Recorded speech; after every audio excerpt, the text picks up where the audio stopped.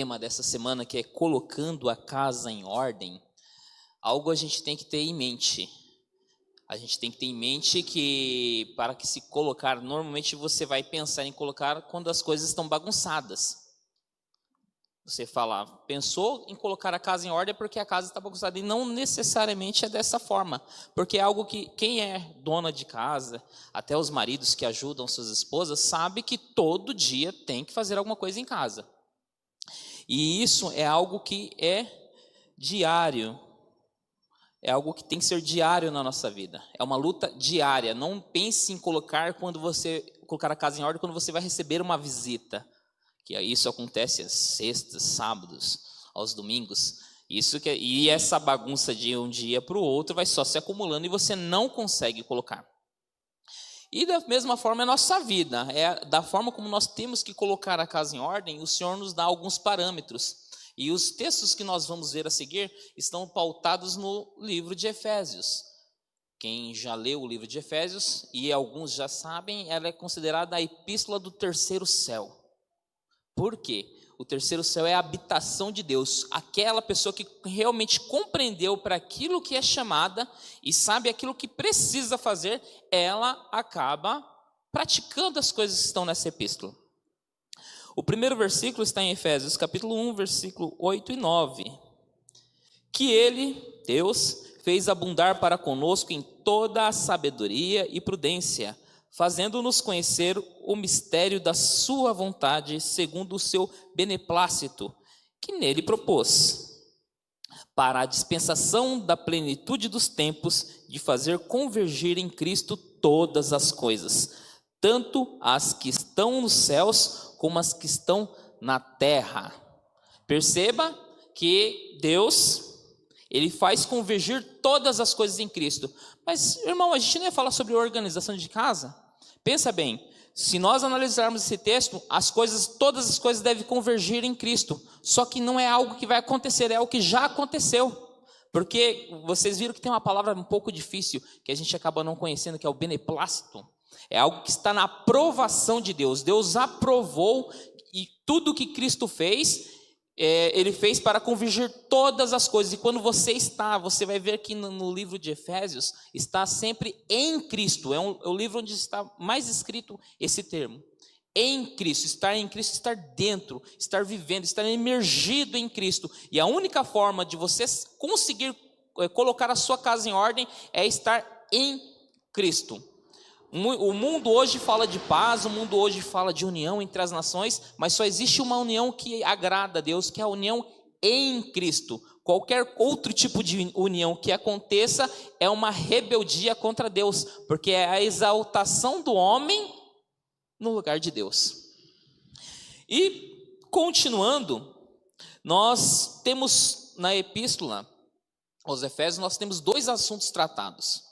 O primeiro é a sua remissão. Você tem que saber quem você é em Cristo, e isso é algo importantíssimo. E depois trata da maneira que você precisa viver, como você precisa, qual tem que ser a sua prática. Eu lembro que no domingo e na terça-feira nós falamos que a gente hoje trataria de coisas práticas. Então, quando você começa a ler o livro de Efésios, você sabe da sua posição, de quem você é em Deus, e depois da sua prática diária. E essa prática é algo que parece ser tão normal, mas é onde todo mundo acaba cometendo um deslize. Quer seja marido, quer seja esposa, um filho, ou mesmo você no trabalho. Você acaba fazendo com que algumas coisas sejam difíceis de serem cumpridas, porque às vezes nós nos colocamos no lugar de Deus, tomando as rédeas da nossa própria vida. Outro versículo que nos diz, e já começa a falar da nossa posição em Deus, está em Efésios 1:4. Como também nos elegeu nele antes da fundação do mundo para sermos santos e irrepreensíveis diante dele em amor. Perceba que as obras que Deus fez por nós, Ele já fez antes da fundação do mundo. Veja o texto. Ele nos elegeu antes da fundação do mundo. Então, qualquer problema ou qualquer situação que você tenha é algo que Deus já conhecia antes da fundação do mundo. Antes dele fazer todas as coisas, de preparar o lar para o homem, de o homem ter a sua queda, ele já preparou as obras que você tem que realizar. E ele te elegeu, então você tem que saber que você é um filho de Deus. Porque ele já te elegeu para isso. E essa eleição não é algo que Deus te usa como marionete. Você faz essa escolha de pertencer a Deus por meio de Cristo. E isso deve ser feito em amor. Vocês são chamados para ser santos. A palavra santo, as pessoas às vezes não têm o significado dela correto. A palavra santo quer dizer separado. Você é eleito para ser separado do mundo. Não estar isolado, mas separado das ações pecaminosas, dos erros, das mentiras. Você tem que ser irrepreensível. Uma pessoa irrepreensível é alguém que não precisa receber repreensão. Nossa, mas a gente comete tanto erro. Todo dia. Só que quando você está em Cristo, as suas culpas já foram lançadas lá na cruz do Calvário. Eu costumo dizer que lá era o dia D. E nós passaremos pelo dia da vitória ainda. O dia da decisão foi lá na cruz. Tudo foi decidido lá. Os seus pecados, os seus erros, né? Aquele erro que você cometeu com seu marido, com a sua esposa, com seu filho ou com seu pai. Isso foi lançado lá. Você confessa ao Senhor e já foi colocado na conta de Cristo lá na cruz. Ele pagou por isso. Por isso que é uma luta diária. Todo dia a gente comete erro. E todo dia você tem que se arrepender. Por exemplo, Jesus fala, né, e o apóstolo Paulo fala que não deixe o sol se pôr sobre a sua ira. Por quê? Porque você tem que ser apto a se arrepender, apto a pedir perdão todos os dias. O apóstolo Pedro, em certa situação, Senhor, quantas vezes eu devo perdoar o meu irmão? 70 vezes 7. 70 vezes 7 dá 490 vezes por dia. Pensa bem, alguém que errar isso com você fica até pensando. Só que você fazendo isso, apresentando esse perdão, você está demonstrando que você realmente é um filho de Deus. Por que Deus não nos perdoou? Você erra todo dia, todos os momentos, o dia inteiro são milhões de pecados que a humanidade comete e Deus sempre está apto a perdoar. Então, para começar a consertar, a colocar a sua casa em ordem, você tem que saber quem você é. E você é um filho de Deus, chamado para ser santo e para ser irrepreensível. Efésios 2, 20 e 21. Edificados sobre o fundamento dos apóstolos e dos profetas, sendo o próprio Cristo Jesus a principal pedra de esquina, no qual todo edifício bem ajustado cresce para o templo do Senhor, templo santo do Senhor. Perceba que o apóstolo aqui, ele faz uma analogia, fazendo com que você fosse um edifício. Você é um edifício, você tem que crescer, e você está no fundamento que é Cristo. Só que você tem que ter um crescimento ajustado, não pode ser um crescimento qualquer. Porque o que acontece? Quando lembra dos sucessos de Ezequias, os sucessos de Ezequias fez com que ele se orgulhasse e se afastasse do Senhor. E não é assim com os filhos de Deus. Ezequias é um exemplo para nosso ensino hoje, mas nós temos algo que Ezequias não tinha. Nós temos o Espírito Santo dentro de nós, para fazer com que você entenda que algo não está bem, mesmo que você esteja tendo sucesso no seu trabalho, mesmo que você tenha um casamento maravilhoso, mas o Espírito Santo fala, tá vendo?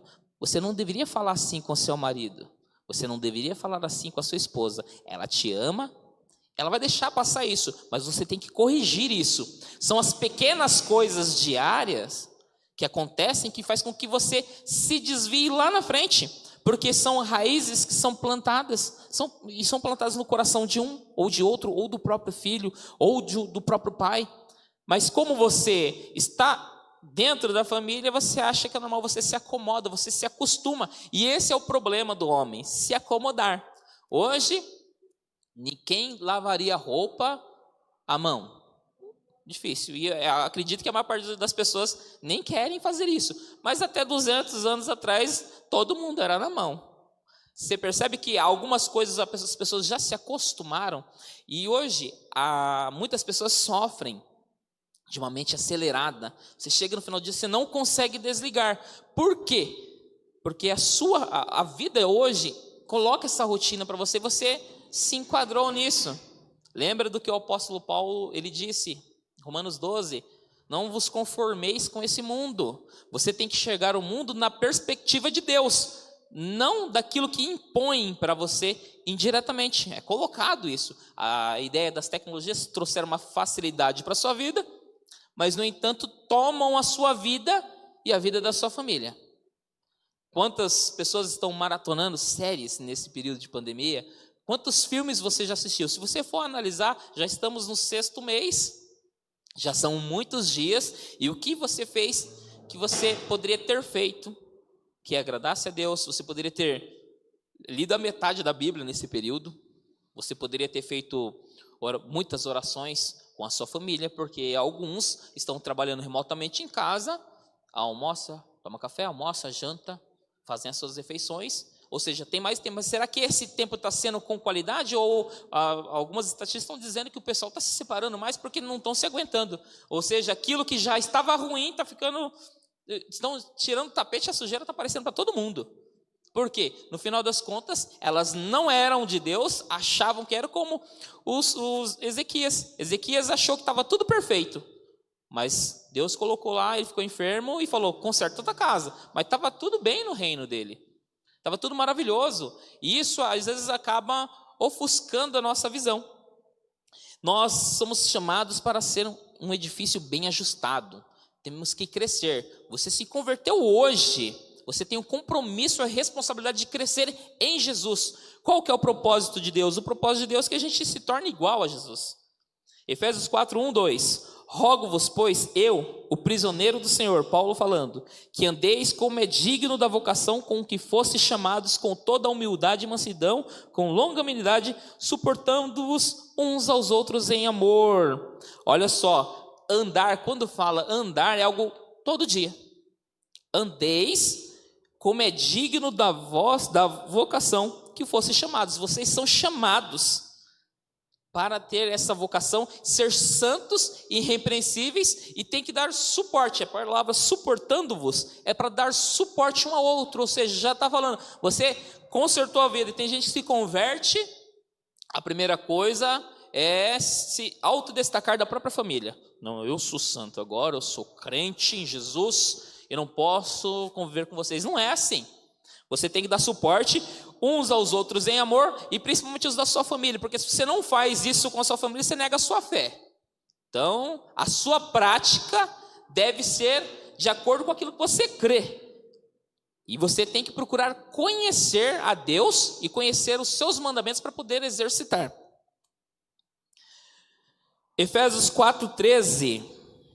Até que todos cheguemos à unidade da fé e do pleno conhecimento do Filho de Deus, ao estado de homem feito, à medida da estatura da plenitude de Cristo.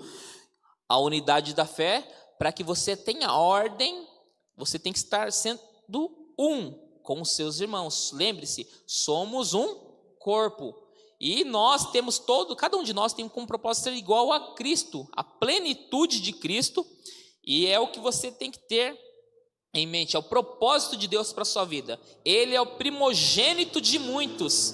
Só vai entrar no céu quem é parecido com Cristo. E aí o fardo já começa a ficar meio pesado, né? Mas será que depende de nossas forças? Uma parte sim.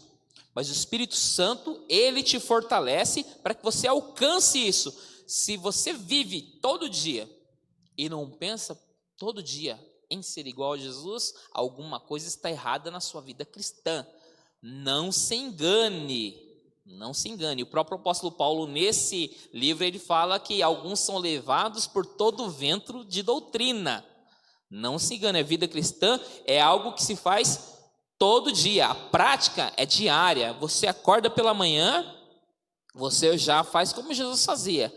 Agradecia, não tem um alimento, ele agradecia por aquilo que não tinha, e o milagre acontecia. O milagre dos pães foi assim, tinha pouco, ele agradeceu a Deus, ele não pediu mais, Senhor, multiplica aqui, não, ele agradeceu pelo que tinha, e o milagre acontece. Normalmente a gente pede, tem alguma ausência, alguma falta, a gente pede, Senhor, esse meu marido está difícil, Senhor, eu quero que o Senhor melhore ele. Não, ele não vai melhorar. Agradeça pelo esse marido que você recebeu, por essa esposa que você recebeu, que ele será convertido por aquilo que você apresenta de Deus em você na sua vida. As pessoas normalmente querem fazer com que Deus seja um serviçal. Você pede e ele te atende. Não. Ele já te deu. Ele lembra que ele te elegeu antes da fundação do mundo e deu as obras para que você viesse andar por elas? É assim que as coisas devem acontecer. Não você precisou? Pede. Você pode pedir. Só que você tem que fazer segundo a vontade. Lembra que Deus fez tudo e tudo que acontece segundo a vontade dele. Quando você ora segundo a vontade, não a sua, mas a dele, as coisas começam a acontecer. Deus não vai usar as pessoas como marionete. Senhor, converte ele. Ele não vai fazer isso. Ele vai fazer com que você espelhe Deus e a partir do seu exemplo, como o apóstolo Paulo fala, que a esposa ganha o marido com exemplo, sem palavras. A maior pregação sua é feita sem palavras, é com a sua prática, e isso deve ser diário, todo dia, tem que ser todo dia. Não adianta você falar que é cristão, que vai à igreja, como eu já mencionei diversas vezes, aqui faz tanto crente quanto você ir ao estábulo vai te fazer um cavalo. Aqui não faz crente. O que te faz crente em Jesus, crente em Jesus, se você crê, você já automaticamente, se você quer praticar, você quer ser um discípulo de Cristo, não tem como organizar a casa sem isso. E olha só um exemplo importantíssimo que o próprio Cristo nos deu. Cristo amou a igreja e a si mesmo se entregou por ela a fim de a santificar, tendo-a purificado com a lavagem da água pela palavra, para apresentá-la a si mesmo, igreja gloriosa, sem mácula, nem ruga, nem qualquer coisa semelhante, mas santa e irrepreensível. Percebe que qualquer coisa que você faça deve ser por meio da palavra. E Cristo nos deu exemplo. Você quer mudança? Você quer colocar a sua casa em ordem? Seja exemplo para os seus filhos. Não adianta você dizer algo, vem aqui, glorifica, tal, fala em língua, profetiza, traz revelação, e aí você chega em casa no domingo, esgotado, não quer dar atenção à tarde para os seus filhos. Então, alguma coisa não está em conformidade. Ou trabalhou o dia inteiro, chega em casa, sua esposa, e você não tem tempo para dar, não tem tempo para ela. Da mesma forma, as esposas, muitas trabalham fora, chega lá, o esposo também chegou. A primeira coisa que vocês querem fazer é tomar conta da sua própria vida. Esqueceu que você está convivendo com alguém. E esse alguém deve ter o seu melhor. E o seu melhor deve refletir Cristo em você. Não o seu trabalho, não o seu cansaço. Mas o amor, ele entende o cansaço. Só que o amor também quer o melhor do outro. E isso, a maior parte das famílias acaba acontecendo essa situação. Vós, maridos, e agora nós viemos nas questões práticas, né? Vós, maridos, amai as vossas mulheres. Lembra que até agora a gente estava falando da posição sua em Cristo. Não adianta você querer consertar os outros, sendo que você não sabe quem você é e não consertou você. Você tem que se consertar. Então, os maridos devem amar as vossas mulheres. Assim devem os maridos amar as suas próprias mulheres como os seus próprios corpos. Quem ama a sua mulher, ama a si mesmo. E quando se fala de amor, normalmente as pessoas acabam distorcendo muita coisa. O amor, ele é baseado em diversos outros sentimentos. Bondade, misericórdia, você é atencioso, você cuida, você se preocupa. Então, o amor tem vários pilares para que ele seja amor. O amor é algo que é uma prática, uma decisão sua. Não é só um sentimento. Se passa algum tempo, a sua casa começou muito bem, muito feliz, e de repente você não se sente feliz. E o grande problema é quando a pessoa se acha que não está feliz. Um cristão, ele não vive em prol, querendo o conhecimento, a felicidade. Ele é feliz porque ele já é salvo, ele está com Cristo. Toda vez que você busca, o seu alvo é a felicidade, você está querendo que a pessoa venha junto com você em busca de algo que vocês dois não conseguem construir. A felicidade não deve ser o seu alvo deve ser Cristo. A felicidade é uma consequência da sua salvação em Cristo, e mesmo na adversidade, como foi Ezequias, Você ainda é uma pessoa que tem certeza do que está fazendo e por que foi chamado. E essa convicção te impulsiona para fazer as mudanças necessárias. Por que eu estou sentindo isso? Você já vai estar com sua esposa, vai estar com seu marido, já querendo fazer a correção. Normalmente o marido está andando, a esposa dá uma olhadinha, ele já sabe. Eu fiz algo de errado, né? Todo marido sabe. E não precisa nem às vezes ela olhar. Se ela está séria assim, você fala, e ela, em questão de milésimos, ela não deu atenção, você já sabe que alguma coisa já não está certa. São milésimos, né? E aí você fica coçando a cabeça, querendo saber o que foi que aconteceu, o que eu aprontei. Mas isso só consegue ter quem tem intimidade. Quando você sabe quem você é em Deus, você tem essa intimidade com Deus e você consegue intermediar essa situação com sua esposa e com seus filhos. Tá? Lembrando que o marido que ama a esposa, ele ama a si mesmo. Você quer saber se um homem é bom? Olhe para a esposa dele. Se ela estiver bem cuidada, se ela estiver alegre, realmente ele é um bom marido. Se você não olha o homem esteticamente, mas você olha a áurea que está em torno dessa esposa. Se a esposa estiver bem, ele é um bom marido. Se ela não estiver bem, quem é pastor já pode falar, vem cá rapaz, vamos conversar aqui. Vós filhos, sede obedientes aos vossos pais no Senhor, porque isto é justo. Vocês acharam que ia ficar só essa ideia de casal. Eu falo para vocês que falar de casamento é o assunto mais difícil da Bíblia. O assunto mais difícil é casamento. Depois vem manifestações do Espírito Santo, depois vem assuntos dos últimos dias, mas casamento é o mais difícil. Por quê? Você não trata somente com uma pessoa, embora eles sejam uma só carne, não trata somente com uma pessoa. E os filhos devem ser obedientes aos pais. Honra teu pai e a tua mãe, que é o primeiro mandamento com promessa, para que te vá bem e sejas de longa vida sobre a terra. Perceba que isso abrange toda a família. A primeira coisa que Deus fez, Ele criou todas as coisas, aí Ele fez um casal.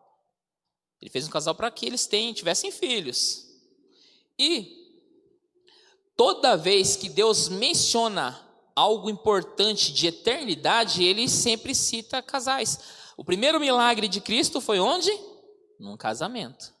O evento mais importante da Bíblia é um casamento, é o casamento de Cristo e a igreja. E nesse próprio capítulo aqui, vocês ainda vão ver que o apóstolo Paulo fala que isso é um mistério. É o único mistério que realmente há na Bíblia, porque o restante já foi revelado para a gente. Tudo que você precisa saber para a sua vida, para a sua prática, já foi revelado. A única coisa, e eu anseio por isso, e acredito que todos vocês anseiam pela vinda de Cristo, para saber como será essa união entre Cristo e a igreja, entre o noivo e a noiva. Isso é um mistério. Mas aquilo que não é mistério é algo sobre o casamento. É algo sobre marido e esposa e a criação dos filhos. Vós, pais, não provoqueis a ira a vossos filhos, mas criai-vos na disciplina e admoestação do Senhor. Perceba que eu coloquei em vermelho aí, ira. O que acontece? A palavra ira é mal entendida. Por exemplo, é escrito que você pode se irar, mas não pecar. A ira em si não é um pecado. A ira, na verdade, é uma junção de justiça e santidade. Essa é a ira de Deus. A palavra justiça, o termo justiça, a ação justiça. E santidade, você separado, é que você se ira contra alguma coisa que não está de acordo com aquilo que você foi chamado para fazer. Alguns pais, e pais cristãos, se aproveitam desse texto para colocar cargas que não deveriam nos filhos. Quantos filhos vocês conhecem que os pais são cristãos, que não estão nos caminhos do Senhor? Quantos filhos que têm os amigos na escola, eles dão mais atenção para os amigos do que para os pais? E eu não digo que você, pai, você, mãe, deve ser amigo do seu filho. Na verdade, não. Você tem que ser amigo dos amigos deles. É melhor. Quem tem filho adolescente sabe o que eu estou dizendo. Você tem que ser amigo dos amigos dele. Porque o filho adolescente, normalmente, ele tem a tendência de querer ser aceito por um grupo, por uma sociedade, ser bem quisto, né? Chegar no ambiente e ser recebido, isso normalmente traz problemas, porque o que os amigos querem não é o que a família criou ele para ser. Sempre é assim. Você vai num presídio, a metade do pessoal que está preso lá, os pais são cristãos. E sempre alguém acaba pegando uma Bíblia lá, lendo, falando, por que eu não ouvi meu pai? Por que eu não ouvi minha mãe? Sempre é assim. Às vezes a gente não tem os relatos, mas pessoas que já estiveram presas, pessoas que já estiveram lá, sabem que quer ver alguém espiritual, alguém que está saindo de lá. Ou a pessoa vai para o mundo do crime ou se torna um pastor. E uma facilidade, fala, nossa, se fosse tão fácil converter, ele mandasse todo mundo para a cadeia, o pessoal está se convertendo fácil. A pessoa entende que quer ser um prisioneiro, e ainda mais um prisioneiro do pecado. Aí você tem uma analogia na sua própria vida, aí você acaba se convertendo. Mas não provoqueis a ira aos vossos filhos, não coloque sobre eles aquilo que não cabe a eles. Tem pai que tem vários filhos e coloca a responsabilidade do filho mais velho de criar o irmão. Ele não é pai, ele não é mãe, quem tem que criar são os pais. Hoje os pais estão deixando os filhos na escola, para que a escola crie, e escola não é depósito de criança. A escola é para dar instrução. Eu sou uma pessoa, sou professor, e não concordo com o termo educação, que a escola tem que dar educação. Não concordo, a escola dá instrução. A educação quem dá, e é uma demonstração em Cristo, uma disciplina em Cristo, quem dá é você. Só que para isso você tem que estar íntimo com Deus, saber do seu propósito, da sua responsabilidade como pai, e criar como deve o seu filho. O seu filho deve ir para a escola e influenciar os outros, não ser influenciado. Ele é luz também, como o apóstolo Paulo diz que um filho de um cristão e um não cristão é santo. Olha só, um pai, digamos que o pai não é cristão, a mãe é, mas o filho é santo. Por quê? Por causa da santidade imputada na esposa para santificar o marido e santificar os filhos. Eles são separados. A educação deve ser dada por você. E para se dar uma educação deve se conhecer como ela tem que ser. Você não se relaciona com Deus por meio da oração ou por meio da leitura, você não é um cristão só porque vem à igreja. Você tem que ler, você tem que orar. Deus fala por meio da sua palavra e Ele fala no meio das orações. As pessoas oram, agradecem, pedem, elas pedem, e o que acontece? Não param para ouvir Deus. Amém, glória a Deus, tudo vou ao trabalho. Dá um tempinho para Deus falar. Ele vai falar e você vai perceber que a voz de Deus é algo que você sabe quando Deus está falando. Por mais simples que seja a situação, Ele te direciona. É no trabalho, Senhor, eu não sei como fazer isso. Dá uma paradinha, deixa Deus falar. As pessoas estão muito agitadas. Os apóstolos, os homens de Deus, as mulheres de Deus da antiguidade, tinham mais tempo que a gente, porque se ocupavam com coisas realmente necessárias. E quando receberam a salvação, imagina só, você é salvo, você anseia que os seus sejam salvos. Essa é a organização que Deus quer que você tenha. Efésios 6, 5, 6. Vós, servos, obedecei a vossos senhores segundo a carne, com temor e tremor, na sinceridade de vosso coração, como a Cristo, não servindo somente à vista, como para agradar aos homens, mas como servos de Cristo, fazendo de todo o coração a vontade de Deus. O apóstolo Paulo fala aos servos, digamos, e o texto original aqui, a palavra servo quer dizer escravo. O cristão escravo daquela época tinha que servir ao Senhor como servindo a Cristo, com sinceridade. Imagine você que é empregado aí, acho que está na hora de começar a parar de reclamar do emprego. Tem que começar a pensar, eu sou cristão. Aí você acha que não está bom, mas sirva de todo o coração. E ore ao Senhor, para que abra outra porta. Mas não deixe de servir porque você não gosta, porque você está se sentindo explorado. Que o escravo recebia o alimento e o lugar, a moradia. Mas o próprio Senhor tinha que tratar, se ele fosse cristão, tem que tratar com o irmão, o próprio escravo. Ele é irmão em Cristo. Foi assim, quem já leu Filemão sabe do que eu estou dizendo. Filemão é uma epístola escrita e tem apenas um capítulo. Leia lá.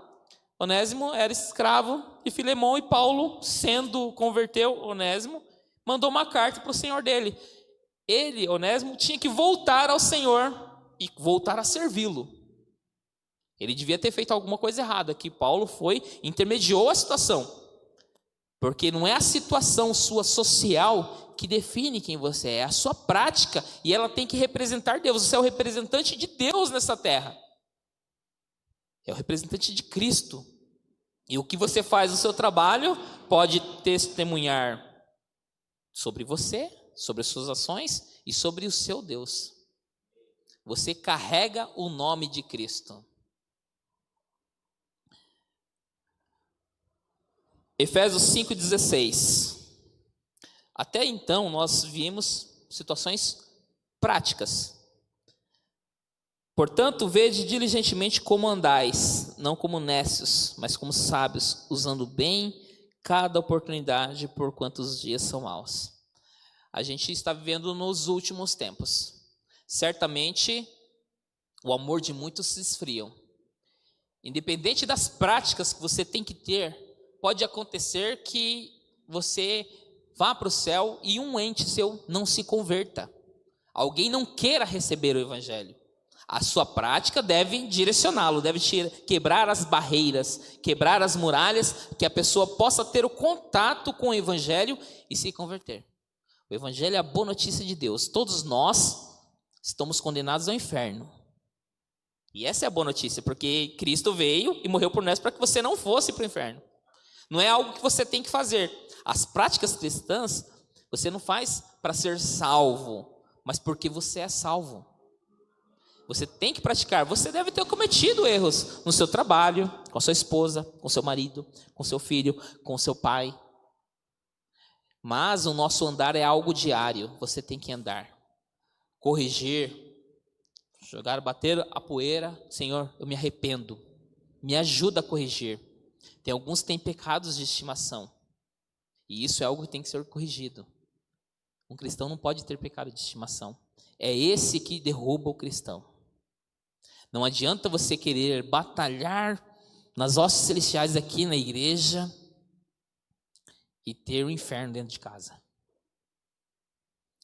Não adianta você só saber quem você é e não viver de acordo com aquilo que você acredita. E não é só uma situação daquilo que você crê, mas daquilo que Deus estabeleceu. Você crendo ou não, as coisas vão acontecer. Cristo voltará. Levará uma igreja sem ruga, sem mácula, sem pecado.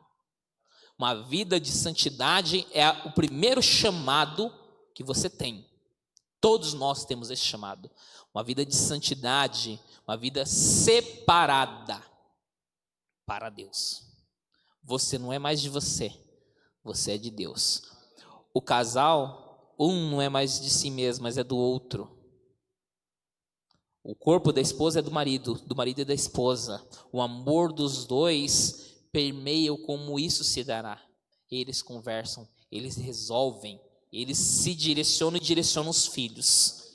Os filhos devem obedecer aos seus pais, porque é justo e porque eles também devem ser convertidos pelo seu exemplo, por suas palavras, pelo seu dia a dia, no seu andar, no seu deitar. É assim a vida cristã. Lembra no início que eu falei que essa é a epístola do terceiro céu? É lá que Deus habita. Deus habita e os que compreenderam a mensagem do evangelho vivem de acordo com o que ele determinou, segundo o seu beneplácito, segundo a sua aprovação dada em Cristo. E só quem tem Cristo que consegue realizar isso. Você pode começar pela sua própria força, querer ser um bom marido. Você vai deslizar. O marido depende de Cristo para ser um bom marido. A esposa precisa de Cristo para ser uma boa esposa. Os filhos têm que conhecer a Cristo para serem bons filhos, serem bons pais, serem bons trabalhadores, bons empregados. Sem Cristo nós não somos nada. Todas as coisas convergem para Cristo. E os dias são maus. As pessoas estão com o amor esfriando para com o marido, para com os filhos, para com a esposa, para com a própria vida. os dias são maus. E Paulo nos adverte: sede diligentes no andar.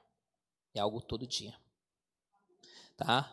Essas são pequenas instruções, o tempo realmente é muito curto. É um assunto, como eu falei, casamento, criação de filhos, muito extenso. Falaria horas.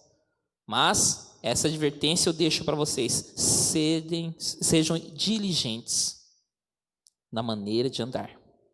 Vocês têm que ser sábios, mas como sábios. Às vezes a gente desliza. Mas o que uma pessoa sábia faria no momento de discussão? A esposa está brava, o que você faria? Marido. O marido está carrancudo lá no canto. Esposa, o que você faria? Filhos, o pai, a mãe está dando aquela bronca, você não sabe nem por quê. Mas o que você tem que fazer como alguém que é semelhante a Cristo? Sede sábios, os dias são maus. Que você possa colocar essas instruções no seu coração e Deus abençoe a sua vida em nome de Jesus. Glória a Deus.